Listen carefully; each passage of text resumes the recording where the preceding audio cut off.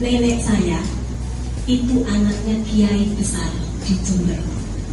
Ya, kalau saudara dengar pesantren Tebu Ireng itu Tebu Ireng, ya, itu Mbah Buyut saya.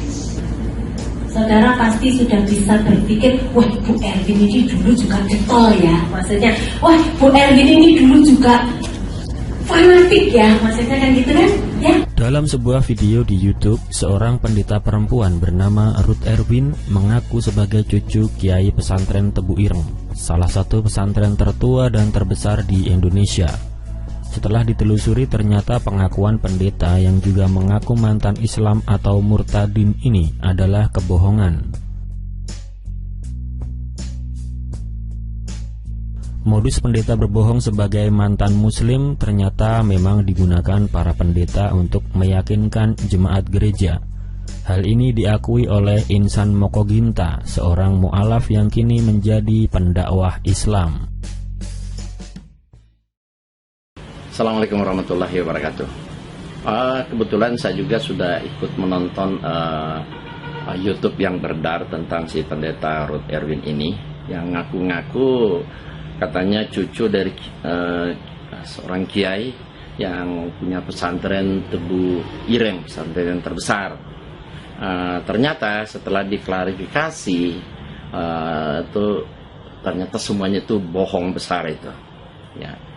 Dari pengakuannya, ceramah-ceramahnya itu saya melihat itu jelas sekali dia itu sebenarnya bukan mantan Islam, tapi memang dia itu orang Kristen.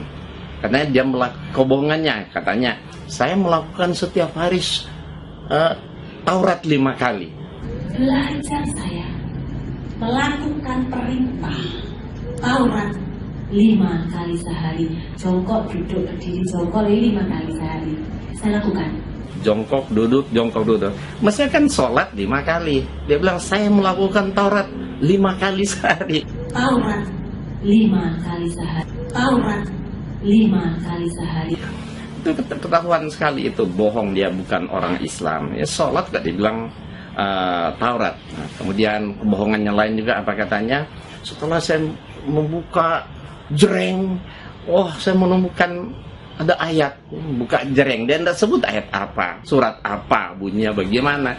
Nah, ketika suatu hari saya membaca satu ayat jeleng gitu ya Bapak Ibu Saudara ya. Ini ya, saya tidak katakan ayat berapa, tapi saya buka jeleng gitu. Ternyata ayatnya bicara apa? Aku hanyalah sekedar pembawa berita gitu, katanya gitu. Itu junjungan saya waktu itu bicara sama saya melalui ayat ini. Aku tak lebih hanyalah sebagai pemberita, penyampai berita saja. Hidupku saja aku nggak tahu, apalagi hidupmu.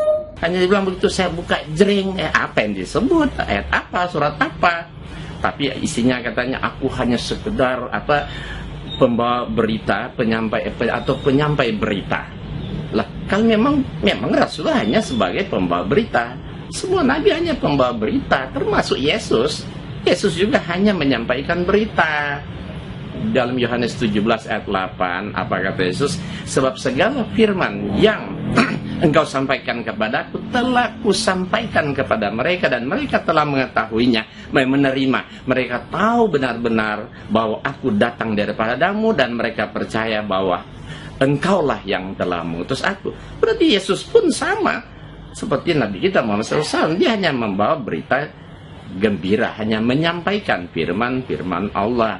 Terus katanya, ada lagi yang dia baca, katanya, hidupnya aja aku tidak tahu, katanya. Yang mana? Tidak ada ayatnya yang bunyinya seperti itu.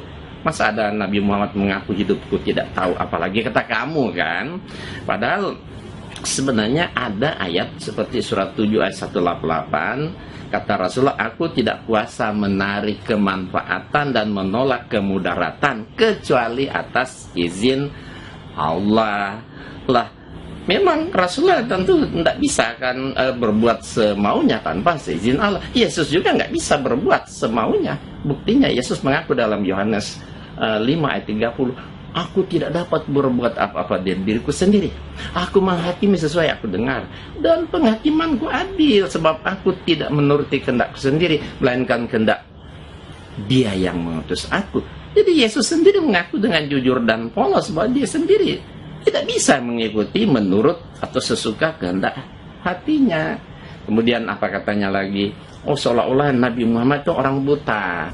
Firman Tuhan juga ada kan, saudara pernah baca, yang buta nuntun buta itu kemana?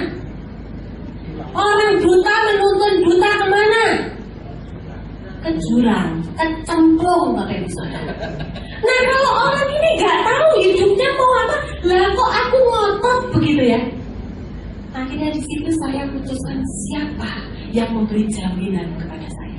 Nah, orang buta menuntun orang buta kemana? Akhirnya kan terjerumus ke dalam jurang. Kan menurut saya sebenarnya yang buta itu dia.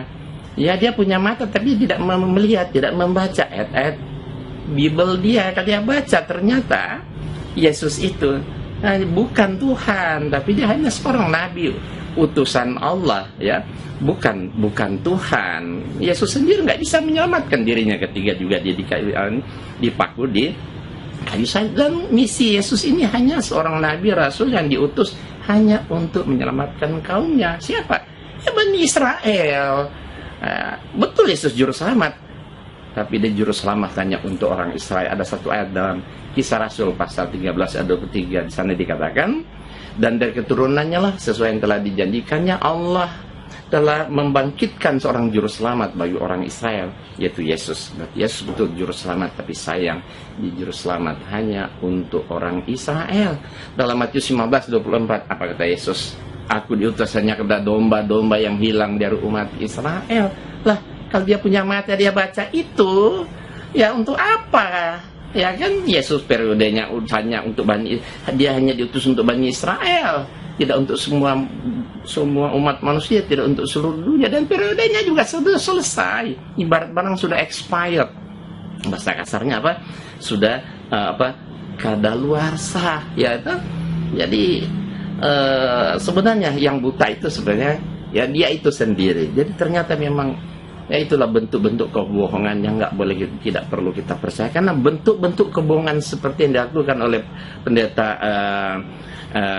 Ruth Erwin ini yang mengaku dari gereja YHS, dan menurut saya itu Yesus hanya suruhan, ya. YHS Yesus hanya suruhan, kan Yesus hanya pesuruh. Semua nabi pesuruh Allah, hamba Allah, ya kan. Nabi Isa atau Yesus hanya seorang suruhan Allah, nabi Allah, ya, hamba Allah. Jadi YHS itu menurut saya itu Yesus hanya suruhan. Itu betul, itu lebih pas, ya. Nah, kalau ketemu dengan si pendeta Ruth Erwin ini, saya sangat yakin. Coba kasih Quran yang tidak ada terjemahan, suruh dia baca, 90% saya yakin dia itu nggak bisa baca. Kalau anak cucu dia itu pasti bisa baca Quran. Makanya dia cuma bilang baca, buka jreng. Dia nggak bilang surat apa, ayat berapa, nggak bilang, karena jreng gitu. Ya kan dia nggak bisa baca Quran, ya. Boleh dites, saya sangat yakin, ya, dia itu bukan mantan Islam, tapi dia betul-betul orang Kristen tulen yang yang menyampaikan dakwah dengan cara menghalalkan segala cara, walaupun dengan berbohong.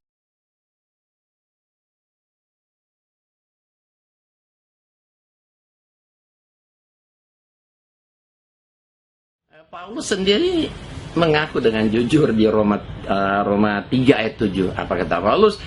Tetapi jika kebenaran Allah oleh dustaku semakin melimpah bagi kemuliaannya, mengapa aku harus dihakimi lagi seorang pendosa atau berdosa? Jadi Paulus ini mengaku dia melakukan berbagai cara walaupun dengan dusta. Dalam Injil Matius 10 ayat 16 juga di sana dikatakan kamu harus cerdik seperti ular dan tulus seperti merpati. Nah, ini dilakukan oleh orang-orang sebelum dia, seperti atau pendeta-pendeta sebelum dia. Contoh ada pendeta Muhammad Filemon, ya. Oh, ngaku apa? Oh, mantan Islam, keturunan Arab. Ditanya, marganya apa? Oh, marga saya Al-Irsyad, dia bilang. Diketawain orang. Mengapa ada orang Arab marga Al-Irsyad? Katanya dia sudah membaptis ibunya Oma Irama. Kemudian Kiai Haji Zainuddin MZ juga dia sudah baptis. Ternyata bohong. Saya berhadapan muka langsung dengan dia ketika kita sodorkan, tolong bacakan Quran surat Al-Ikhlas aja, dia tidak sanggup baca. Ya, sudah kita kasih Qurannya depan dia, tinggal nunjuk baca, dia nggak mau, dia bilang dia sudah lupa katanya. Ini satu kebohongan yang sangat nyata sekali. Masa orang belum lama masuk Kristen kok lupa surat Al-Ikhlas yang sangat pendek itu? Ya karena kita paksa suruh baca, dia nggak mau. Akhirnya apa? Karena dia malu, akhirnya oh saya pamit nih karena saya ada mau buru-buru, ada pelayanan di luar gitu. Nah, kemudian ada lagi pendeta Muhammad Isa, namanya ya Muhammad Isa, dua nabi Muhammad dan Isa. Ya, ngakunya apa? Ngaku anak kiai, punya pesantren juga di Jawa Timur, ya, punya bahkan beberapa pesantren. Kita tanya, ya, kita tanya sama dia, apa yang membuat Anda tertarik masuk Kristen? Katanya apa? Oh, ini berkat Al-Quran. Saya baca dalam surat Al-Imran ayat 45, katanya Yesus orang yang terkemuka di dunia dan akhirat. Nah, giliran kita kasih Quran yang tidak ada terjemah, dikasih, tolong Pak Muhammad Isa, tolong tunjukkan mana ayat yang surat Al-Imran ayat 45. Dia buka, nggak ketemu. Akhirnya Pak, kita buka surat Al-Imran, tinggal ditunjukkan mana ayatnya, tinggal tunjuk aja ayatnya, dia nggak bisa baca, dia nggak tahu.